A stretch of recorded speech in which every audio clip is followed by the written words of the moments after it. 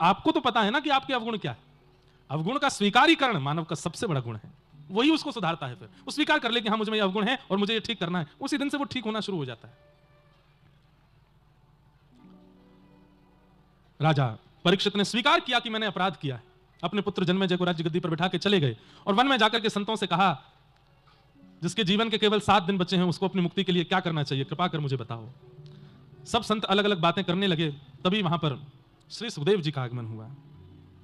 तत्रा भवद भगवान व्यासपुत्रो यदिच्छया गामटमानो नपेक्ष अलक्षलिंगो निजलाभतुष्टो व्रतश्च बालैरवधूत भेष। बोलो सुखदेव जी महाराज की जय। सुखदेव जी आए, आते ही व्यास मंच पर विराजमान हो गए। राजा परीक्षित ने चरणों में प्रणाम करते हुए कहा, महाराज अतः पृच्छामि संसद्धिम योगिनाम परमं गुरुम पुरुषस्य यत् कार्यं म्रियमाणस्य सर्वथा। कृपा करके मुझे बताइए मेरा उद्धार कैसे होगा, मेरा कल्याण कैसे होगा, मेरे जीवन के केवल 7 दिन बचे हैं। राजा परीक्षित ने कहा, 7 दिन में मुक्ति प्राप्त करने का उपाय बताइए।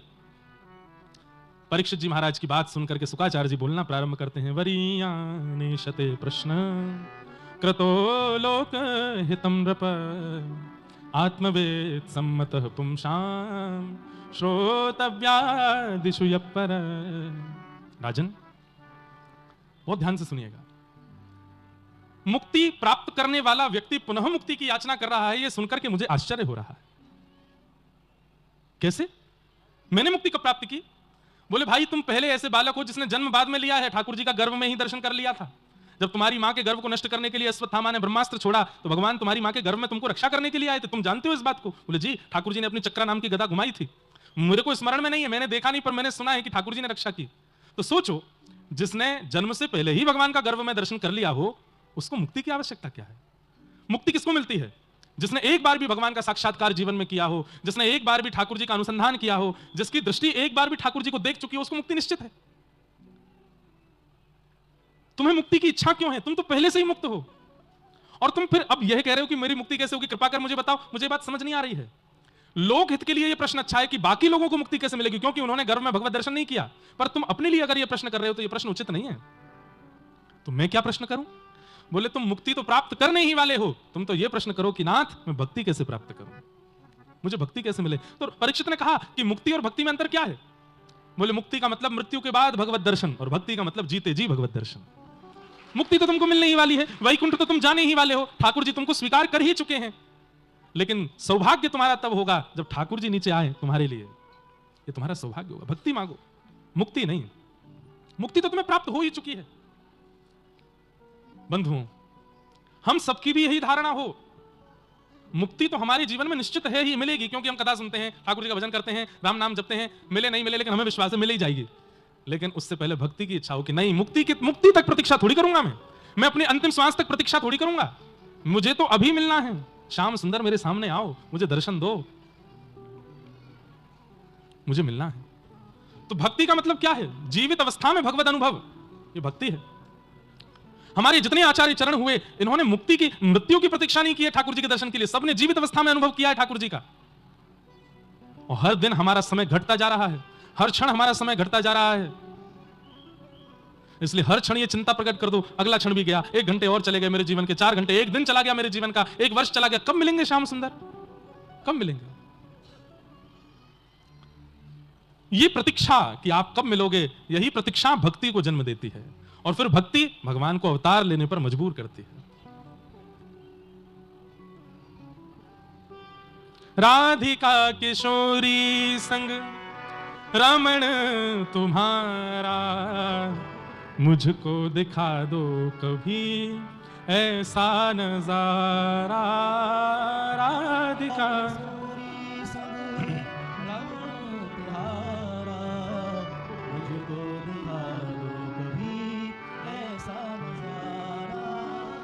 फिर चाहे मैं मर जाऊं, फिर चाहे मैं मर जाऊं, बसा कर नैनन में, छिपा कर नैनन में, बसा कर।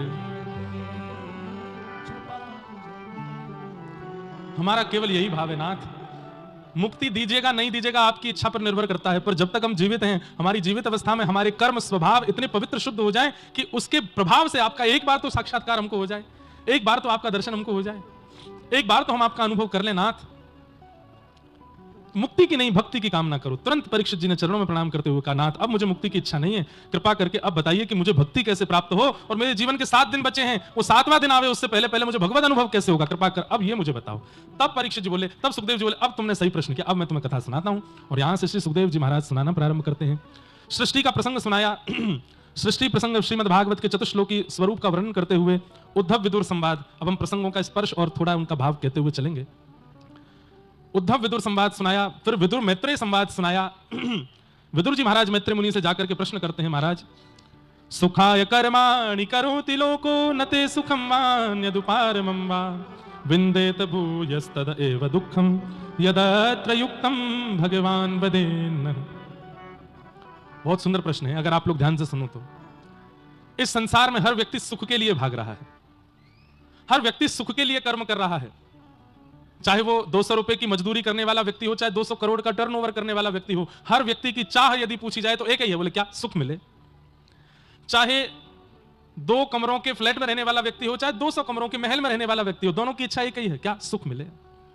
रूखी रोटी खाने वाला व्यक्ति हो या 56 भोग खाने वाला व्यक्ति हो, सबकी इच्छा एक ही है, सुख मिले। लेकिन ना तो 2 रोटी सूखी खाने वाले को सुख मिल रहा है, ना 56 भोग खाने वाले को मिल रहा है, ना 2 कमरे के फ्लैट में रहने वाले को सुख मिल रहा है, ना 200 कमरे के महल में रहने वाले को सुख मिल रहा है। तो फिर व्यक्ति कर्म कर ही क्यों रहा है जब सुख ही नहीं मिलता? तो सुखाय कर्माणि करोति लोको नते सुखम वान्यदुपारमं वा विन्देत भूयस्तद एव दुःखं यदत्र युक्तं भगवान वदेन्न। मैत्रेय मुनि से प्रश्न कर रहे हैं विदुर जी महाराज।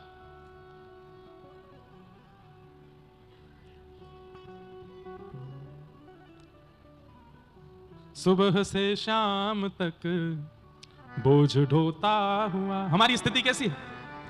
सुबह से शाम तक बोझ ढोता हुआ, सुबह से शाम तक बोझ ढोता हुआ, चैन खोता हुआ, बार बार आदमी हर तरफ है जगह, बेशुमार आदमी फिर भी तन्हाइयों का शिकार आदमी, हर तरफ हर जगह, बेशुमार आदमी हर तरफ हर जगह। सब दुखी हैं संसार में, सब मेहनत कर रहे हैं लेकिन फिर भी सुख नहीं मिल रहा किसी को भी। तो ये प्रश्न है हमारा कि जब इतनी मेहनत करने के बाद भी सुख नहीं मिलता तो हम कर्म करते ही क्यों हैं? हमें कर्म करने की आवश्यकता ही क्यों है? आप लोग अपने जीवन को थोड़ा सा रिवर्स करके देखिए एक बार। जब स्कूल में थे तो क्या लगता था? बोले 12th पास हो जाए फिर तो मेरी मौज ही मौज है। 12th पास करने के बाद कॉलेज आ गया, अब कॉलेज में लग रहा है बस ग्रेजुएशन हो जाए फिर तो मेरी मौज ही मौज है। ग्रेजुएशन हो गई, अब जॉब लग जाए फिर तो मेरी मौज ही मौज है। जॉब लग गई, अब मेरी सैलरी तो बढ़े तब तुम हो जावे, सैलरी भी बढ़ने लगी, अब इस सैलरी को इकट्ठा करके घर खरीदना है फिर तो मेरी मौज है। घर खरीद लिया, एक सुंदर सी कन्या से ब्याह हो जाए फिर तो मेरी मौज है। ब्याह भी हो गया, ज्वालामुखी आई घर में। ब्याह के प्रथम वर्ष पत्नी चंद्रमुखी, दूसरे वर्ष सूर्यमुखी, और फिर जीवन भर ज्वालामुखी। और पतिदेव हो जाते हैं अंतर्मुखी। तो बस एक पुत्र हो जाए घर में फिर तो मौज है, पुत्र हो गया, एक पुत्री हो जाए मौज, इनके ब्याह हो जाए फिर मौज है। मौज करते करते करते सोचते सोचते एक दिन बेचारे खुद ही राम नाम सत्य है, गोविंद नाम सत्य है, गोपाल नाम सत्य है, मौज नहीं आई जीवन में। व्यक्ति ने हर दिन सोचा था कि इसके बाद मेरी जीवन में खुशी आएगी, आनंद आएगा, सुख आएगा, पर नहीं आता। वो जैसे ही उस स्थिति में पहुंच भी जाता है तो वहां जाते ही सामने दिखाई देता, ओहो एक ही लहर से लड़ा था, सामने तो सुनामी है, नहीं बच पाता कोई भी। तो फिर हम कर्म ही क्यों कर रहे हैं जब दुख ही आना है तो? सुख मिलना नहीं तो फिर कर्म क्यों कर रहे हैं? इसका उत्तर देते हुए क्या कहते हैं? बोले सेयम भगवतो माया, ये भगवान की माया है। अगर व्यक्ति को एक क्रिया करने पर जो वो चाहता है वैसा सुख मिल गया तो वो पुनः परिश्रम करके और आगे नहीं बढ़ेगा, वहीं रुक जाएगा, वहीं स्थिर हो जाएगा, और वहीं स्थिर हो जाएगा तो संसार कैसे चलेगा? इसलिए ठाकुर जी क्या करते हैं, जैसे अभी गर्मियां शुरू हो जाएंगी कुछ दिनों में तो फिर लू चलेगी, गर्म लू, लपटें उड़ेंगी, और महाराज वो इतनी गर्म लगती हैं, इतनी पीड़ा देती हैं, लेकिन उस लू भरी हवा में कभी कभी घने बादल आ जाते हैं तो एक ठंडी हवा आती है, और वो भयंकर गर्म हवा में जब ठंडी हवा स्पर्श करती है, आहा कितना अच्छा लग रहा है, लेकिन वो कितनी देर के लिए आती है? थोड़ी देर के लिए। ऐसे ही हमारा जीवन है, जीवन में लू ही चलनी है, लू की ही ब्यार आनी है। बीच बीच में ठाकुर जी ठंडी हवा की थोड़ी सी एक झोंका देकर के हम लोगों को आश्वासन दे देते हैं, बोले नहीं नहीं सुख भी है, करो तो सही, मेहनत आएगा, लेकिन आता नहीं है, आता ही नहीं है। इसका उत्तर वैसे है क्या? सुख आएगा कैसे? एक बात बहुत ध्यान से सुनो सब लोग, यहां देखो, सुख आएगा कैसे? हम लोग क्या सोचते हैं कि बहुत सामग्री इकट्ठा करने से, बहुत कुछ जीवन में लेने से, बहुत उपलब्धियां प्राप्त करने से, बहुत संपर्क बना लेने से शायद जीवन में सुख आता है। नहीं, जितने अकेले हो उतने खुश हो, उतने प्रसन्न हो। मतलब त्यागात शांति अनंतरम, जितना त्याग करोगे, जितना छोड़ते चलोगे, जितना अकेले रहने का प्रयास करोगे, उतने सुखी हो। भैया देखो, माताएं बहनें हाथ में चूड़ियां पहनती हैं, वो एक के बाद दो भी अगर हो जाती हैं तो भी बजती हैं, तो भी आवाज आती रहती है। वहां इतनी सारी पहन ले तो बजती ही रहेंगी। हम लोग ऐसे ही हैं। लेकिन वही चूड़ी अकेली रह जाए, एक कंगन हाथ में रह जाए तो फिर स्वर नहीं आता। इसका मतलब क्या है? व्यक्ति व्यवहार में ऐसा दिखाए कि वो सबका है और सब उसके हैं, लेकिन अंतर्भाव से बिन गोपाल को नहीं अपनो जासों की रति रही है। ये सब तो केवल व्यवहार है, सब तो केवल आडंबर नाटक है कि भाई तू भी मेरो, तू भी मेरो, तू भी मेरो, पर वास्तव में तो केवल गोपाल जी मेरे और कोई मेरा नहीं। वो व्यक्ति सबसे ज्यादा सुखी है, जिसके संपर्क कम है, जिसका विस्तार कम है, जिसकी उपलब्धियां कम हैं, जो हर चीज में थोड़ा कम ही है, वही सुखी है। जो हर चीज में निपुण है, विस्तार भी खूब है, व्यापार भी खूब है, धन भी खूब है, संपर्क भी खूब है, दिखता है कि वो सुखी है, उससे ज्यादा डिप्रेस्ड व्यक्ति कोई नहीं होता। बहुत दुखी होता है, बहुत परेशान होता है। इसलिए बंगाली भाषा में कहते हैं, जोरी तोरो दक्ष होने क्यों माया से, तो वे एकला चलो रे, अकेले चलो, अकेले रहो, मन से अकेले ही रहो। सबको दिखाओ कि हाँ तुम उनके हो, लेकिन किसी को स्वीकार मत करो, तो सबसे ज्यादा सुखी हो। त्यागात शांति अनंतरम, जितना कम सामान रहेगा उतना सफर आसान रहेगा। जीवन के सफर में जितना हो सके अकेले रहो। आगे विदुर मैत्रेय संवाद चलता रहा। तत्पश्चात सृष्टि प्रसंग, और उसमें स्वयंभू मनु शत्रुपा के 3 पुत्री और 2 पुत्र, प्रियव्रत उत्तानपाद, आकुति देवहूति प्रसूति। देवहूति माता का विवाह कर्दम ऋषि के साथ में हुआ। इन्हीं के घर 9 पुत्री और 10वें संतान के रूप में भगवान कपिल प्रकट हुए। बोलो कपिल भगवान की जय। कपिल भगवान ने सांख्य शास्त्र का निरूपण करते हुए ज्ञान उपदेश दिया मैया को, और मैया के अनेक प्रश्नों के उत्तर देते हुए कपिल भगवान ने मधुरतम सांख्य शास्त्र सुनाया। तत्पश्चात भगवान के बाल भक्त श्री ध्रुव जी की कथा आती है। एक छोटे से भक्त हैं ठाकुर जी के, जिनका नाम है ध्रुव। अपने पिता की गोद में बैठने की इच्छा हुई, लेकिन पिता ने छोटी पत्नी के गर्भ से जन्मे बालक उत्तम को गोद में बैठा रखा था, और छोटी मां ने बैठने से मना कर दिया। कह दिया कि अगर पिता की गोद में बैठना है तो वन में जाकर के भजन करो, ठाकुर जी प्रसन्न होकर वरदान मांगने को कहें तो कहना मैं छोटी मां के गर्भ से जन्म लूं। ध्रुव जी महाराज रोते हुए मां के पास आए। मां को जब पता चला कि छोटी मां ने डांटा है तो ध्रुव जी को समझाया, बेटा उन्होंने डांटा नहीं, बल्कि तुम्हें भगवत आश्रय लेने के लिए प्रेरित किया है। मैं तो तुझे सत्संग में ले जाती हूं, लेकिन छोटी मां ने तो स्पष्ट कह दिया भगवान के पास जाओ। बेटा जो भगवत मार्ग दिखावे वो शत्रु नहीं होता, वो तो गुरु होता है। ध्रुव जी को ऐसे समझाया कि 5 वर्ष के ध्रुव जी छोटी सी अवस्था में ही वन में चले गए। नमो भगवते तुभ्यं वासुदेवाय धीमहि प्रद्युम्नाय अनिरुद्धाय नमः शंकर्षणाय च। ध्रुव जी महाराज को ज्ञान उपदेश दिया। नारद जी महाराज ने 12 मंत्र प्रदान किया। 5 महीने तक ध्रुव जी ने भगवान का भजन किया। प्रथम मास जैसे ही लगा है, ध्रुव जी महाराज बड़ी कठोरता से भगवान का स्मरण कर रहे हैं। बंधुओं, कठोरता से नहीं, मैं अपनी बात को स्पष्ट करूं, कठोरता से नहीं, उत्सुकता से। तप में कठोरता होनी चाहिए, तप में, भजन में, साधन में कठोरता होनी चाहिए, यह आवश्यक नहीं, उत्सुकता होनी चाहिए। उत्सुकता में और कठोरता में जमीन आसमान का अंतर होता है। कठोरता में व्यक्ति अपने आप को कष्ट देता है और कष्ट देकर के अपने प्रेमी को दिखाता है, देखो तुम्हारे प्रेम अग्नि में मैं कैसे जल रहा हूं। पर उत्सुकता में व्यक्ति कठोर परिस्थिति में जाकर के भी मुस्कुराता रहता है, वो उत्सुकता कहलाती है। इस विषय को ध्यान दोगे तो समझ में आएगी बात। उत्सुकता ज्यादा आवश्यक है, कठोरता नहीं। उत्सुक होकर के ध्रुव जी महाराज ने भगवान का भजन किया और 5 महीने में इतनी उत्सुकता का प्रमाण दे दिया कि 5 महीने में ठाकुर जी, सब देवी देवता ठाकुर जी के पास गए और जाकर के कहने लगे, नाथ अपने इस भक्त को दर्शन देने जाइए। ठाकुर जी बोले हम दर्शन देने नहीं जाएंगे। क्यों? बोले हम दर्शन करने जाएंगे, ध्रुव का दर्शन करने जाएंगे। और श्री गरुड़ पर विराजमान होकर के श्री ठाकुर जी ध्रुव जी के पास आए और आकर के श्री ध्रुव जी महाराज को दर्शन प्रदान किया। बोलो भक्तवत्सल भगवान की। ध्रुव जी ने भगवान की स्तुति गाई। योऽन्तः प्रविश्य मम वाचमिमां प्रसुप्तां संजीवयत्यखिल शक्तिधर स्वधाम्ना अन्यांश हस्तचरण श्रवणत्वगादीन् प्राणान् नमो भगवते पुरुषाय तुभ्यम्। ध्रुव जी महाराज अपनी स्तुति में कहते हैं कि व्यक्ति को अपनी प्रत्येक इंद्रिय से ठाकुर जी को आराधन करना चाहिए। क्यों? अरे भैया, हमारे नेत्रों में देखने की सामर्थ्य, कानों में सुनने की सामर्थ्य, हाथ में क्रिया की सामर्थ्य, सब सामर्थ्य ठाकुर जी ने प्रदान की। सामर्थ्य देने वाले को धन्यवाद ज्ञापन करना चाहिए। हमें किसी ने अगर अपनी गाड़ी दी हमारी जरूरत पड़ने पर, तो हम जीवन भर उसका एहसान नहीं भूलते। और ये बात याद रखिएगा, सबसे बड़ा पाप क्या है पता है? एहसान, फरामोश, कृतघ्नता। आपकी किसी ने जरूरत पड़ने पर सहायता की और आपने फिर बाद में उसको ही बिसरा दिया, ये बहुत बड़ा पाप है। और ये हम सब कर रहे हैं इस पाप को। आप कहोगे कैसे? ठाकुर जी ने नेत्र दिए जिनसे हम पूरी दुनिया देखते हैं, पर इन नेत्रों से कभी ठाकुर जी को धन्यवाद कहा? इन कानों से पूरी दुनिया के स्वर सुनते हैं, पर इन कानों से कभी ठाकुर जी को धन्यवाद कहा? जीव में बोलने की और स्वाद लेने की सामर्थ्य ठाकुर जी ने दी, पर जीव से कभी धन्यवाद कहा? भुजा बल, चरण बल, बुद्धि बल, मन बल, सबको बलवान ठाकुर जी ने किया, लेकिन हमने कभी ठाकुर जी को धन्यवाद नहीं किया। ध्रुव जी महाराज क्या कह रहे हैं? अपने रोम रोम से ठाकुर जी को धन्यवाद कहो कि मेरी सामर्थ्य नहीं थी, आपने कृपा की। किसी का जन्मदिन था, मेरा ही था समझो। एक बार हुआ भी है, सत्य घटना। एक बार हमारा जन्मदिन था, विदेश में थे कहीं, तो बहुत सारे लोगों ने बहुत सारा गिफ्ट दिए। एक मैया ने चश्मा दिया, किसी ने जूते दिए, किसी ने घड़ी दी, किसी ने जैकेट दी, किसी ने कुछ दिया। एक भैया मुझसे बोले, आज सबसे बढ़िया तोहफा आपको किसने दिया? तो तब मैं 22 वर्ष का हुआ था। तो मैंने कहा, सबसे बढ़िया तोहफा 22 साल पहले ठाकुर जी ने दिया, ये शरीर। आपने चश्मा दिया पर नेत्र ही नहीं दिए होते ठाकुर जी ने, तो आपने घड़ी दी पर ठाकुर जी ने हाथ ही नहीं दिए होते, तो आपने पादुका दी लेकिन ठाकुर जी ने चरण ही नहीं दिए होते, तो आपने कपड़े दिए, ठाकुर जी ने शरीर ही नहीं दिया होता। तो बंधुओं, जन्मदिन मनाने वाले लोग बहुत ध्यान से सुनिए, जन्मदिन पर उत्सव क्यों मनाना चाहिए?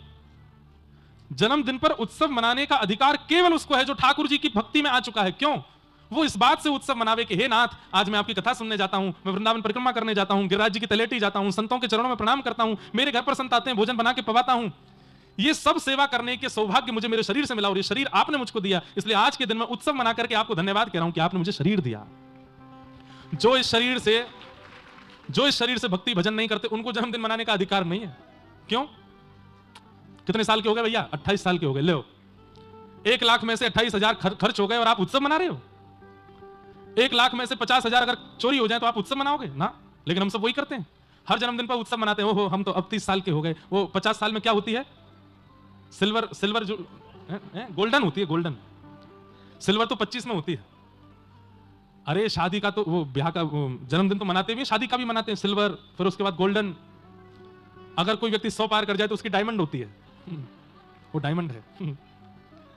लेकिन भैया, हम आप सब जो इस पंडाल में बैठे, हमको जन्मदिन मनाने का अधिकार है। क्यों? क्योंकि हम इस बात से जन्मदिन मनाते हैं कि नाथ, इतने वर्ष पहले आपने शरीर दिया और इस शरीर को हमने आपकी सेवा में लगा रखा है, इसलिए हम इस शरीर को प्राप्त करने का उत्सव मना रहे हैं। जो व्यसन करते हैं, जो मांस खाते हैं, जो मद्यपान करते हैं, केवल शरीर से उपभोग करते हैं, उनको तो रोना चाहिए। क्यों? मांस खाने के लिए 100 साल मिले थे, 25 साल खत्म हो गए तो रो। 50 साल खत्म हो गए, पीने को बस 2-4 साल और बचे, तो रोना चाहिए उनको। तो उत्सव तो हमें मनाने का अधिकार है। और एक बात और कहें बंधुओं, कम से कम इतना प्रयास कीजिए कि आप अपने जन्मदिन पर कोई भी भौतिक क्रिया ना करो, ठाकुर जी का उत्सव मनाओ। और ये लोग करते हैं, सुबह सुबह तो गौशाला जाते हैं, सुबह सुबह मंदिर जाते हैं, सुबह सुबह दान पुण्य करते हैं। 12 बजने के बाद जैसी दोपहर होने लगती है, फिर वो सुबह का शुभ कर्म पार्टी में परिवर्तित होता चला जाता है। रात्रि आते आते तो अलग ही होता है। फिर कुछ नहीं, 24 घंटे ठाकुर जी का ही स्मरण करो, ठाकुर जी का भजन करो, ठाकुर जी का ही उत्सव मनाओ कि आज आपने हमको शरीर दिया नाथ। यही बात श्री ध्रुव जी महाराज यहाँ कह रहे हैं कि आपने शरीर दिया, इस शरीर को प्राप्त करने का नाथ मैं आपको धन्यवाद कहता हूं कि आपने मुझे शरीर दिया, इससे मैं आपका भजन कर रहा हूं। और दूसरे श्लोक में क्या कहते हैं कि भक्ति मोह प्रवहताम त्वयि में प्रसंगो भूयादनंत महताम अमिलाशयानाम येनांज सौल्वणमुरुव्यसनम भवाब्धिम निश्चय भवद्गुण कथामृतपानमत्तः। हे नाथ, मुझे एक व्यसन लगा दीजिए। बोले कैसा व्यसन? मुझे आपकी कथा सुनने का व्यसन लग जाए नाथ। इतनी सुंदर बात लगती है मुझको ये ध्रुव जी की कि इन्होंने व्यसन क्यों कहा। बोले व्यसनी व्यक्ति जो होता है वो अपने व्यसन के प्रति बहुत जिम्मेदार, ईमानदार होता है। सब लोग इधर देखिए, ध्यान से देखिए, सुनिए। व्यसनी व्यक्ति जो होता है बहुत ईमानदार होता है। किसके प्रति? अपने व्यसन के प्रति। सुबह उठते ही व्यसन करेगा, दोपहर होते ही व्यसन करेगा, रात्रि होते ही फिर व्यसन, सोते सोते एक बार व्यसन और कर लेता है। इतना ईमानदार होता है महाराज। उसको केवल मौका चाहिए और मौका पाते ही वो अपना व्यसन करता है। चाहे बीड़ी पीने वाला हो, चाहे धुआं उड़ाने वाला हो, चाहे करके खाने वाला हो, चाहे यहां होठों के नीचे दबा के रखने वाला हो। और कौन कौन से व्यसन होते हैं? खूब सारे व्यसन हैं। व्यसनी व्यक्ति इतना ईमानदार होता है अपने व्यसन के प्रति, उसको समझाना नहीं पड़ता, अपने आप कर लेता है। घर के सदस्यों की जरा सी उसके ऊपर से नजर हटी, एकांत पाते ही तुरंत 2 सेकंड में करके आ जाता है जो भी करना होता है उसको। और कई लोग तो इतने निपुण हो जाते हैं, इतने निपुण हो जाते हैं कि वो व्यसन कर रहे होते हैं, किसी को पता नहीं चल रहा होता। तंबाकू गुटखा खाने वाले लोग इतने तरीके से व्यसन करते हैं कि जीभ के नीचे या गाल में कहीं तंबाकू दबा हुआ है, किसी को पता भी नहीं चलता, और सबको लगता है कि नहीं ये तो ऐसे ही थे।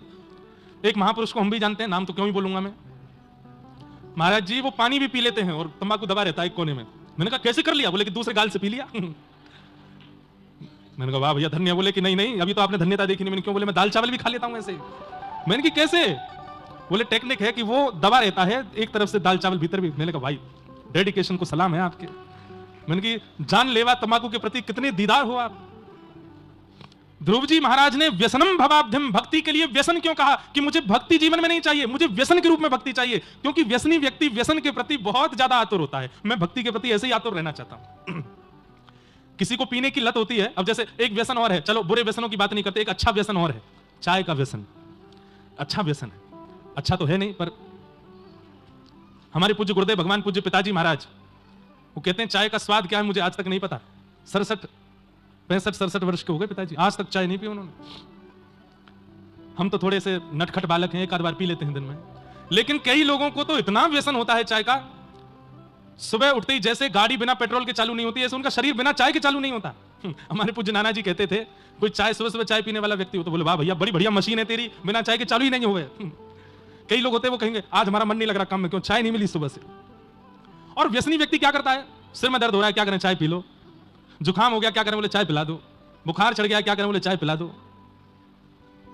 बोले भैया आज हमको 5-6 लाख रुपए का घाटा हो गया, क्या? तुम तो चाय बना लाओ बस, और क्या करोगे? अरे वाह जोरदार हो गया। बोले क्या? बोले आज हमारी प्रॉपर्टी बिक गई, 1 करोड़ रुपया मिला है। बोले क्या? चाय पिलेंगे, चाय पियेंगे बढ़िया। हर स्थिति में चाय। नींद आ रही है, सोने से पहले क्या? बोले एक बार चाय पी लेते, एक घूंट पी के फिर सोएंगे। मतलब व्यसनी व्यक्ति हर परिस्थिति में अपने व्यसन को भोगता है, उसको प्रायोरिटी देता है। ऐसे ही भजनानंदी व्यक्ति हो जाए। सिर में दर्द हो रहा है, क्या करें? बोले थोड़ी देर माला कर लो। बुखार चढ़ गया, क्या करें? बोले माला करेंगे।